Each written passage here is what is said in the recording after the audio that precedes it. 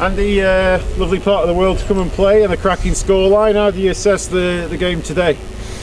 Yeah, really good. It's what we needed really from last week, and it was just good to see us not run away with the game and get silly. And you know, a lot of stuff that we work on in training, you know, we've pulled off today, and we've stuck to the script and in defence and in attack, and it's been solid. There's still issues out there, you know. There's a high penalty count, especially in first half, and you know, giving teams piggybacks. But once we, you know, had a chat about that at half time and came back out into the second half, it was much better, and yeah, really pleased with it.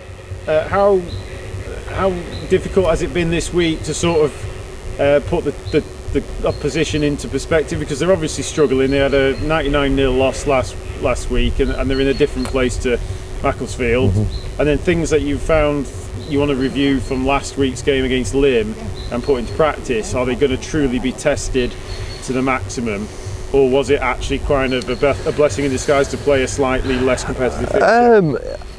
I wouldn't call it a blessing. Like you said, they are having a tough time, and we knew that, but the whole focus was on Mac, and that's what we say, you know. You come up against teams like you know, your Otleys and Prestons, and you do try to look into their game a little bit, but whereas this week's just been a big focus on us and some of the things we've probably not been doing right, and just basic stuff what we can use, you know, Kirkby to work on, and you know, just connecting defenders and creating space. You know, we can use these guys, so we've done that today, and like I say, it's really good to see the work we have done in training this week, you know, come off on the pitch.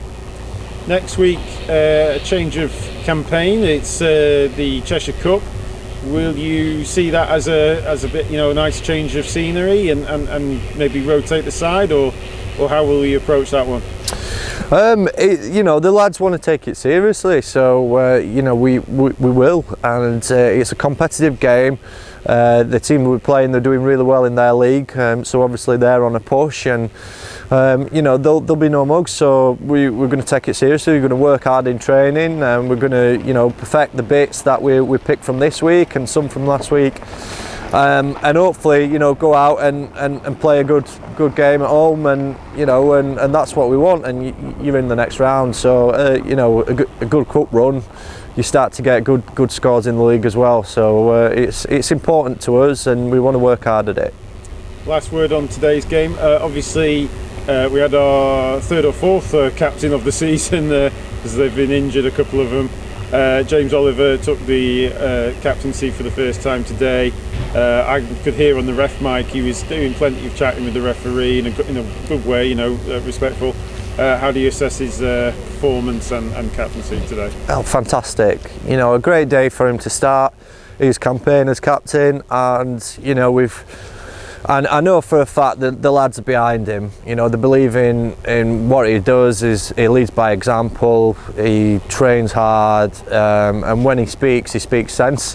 He's very rugby smart.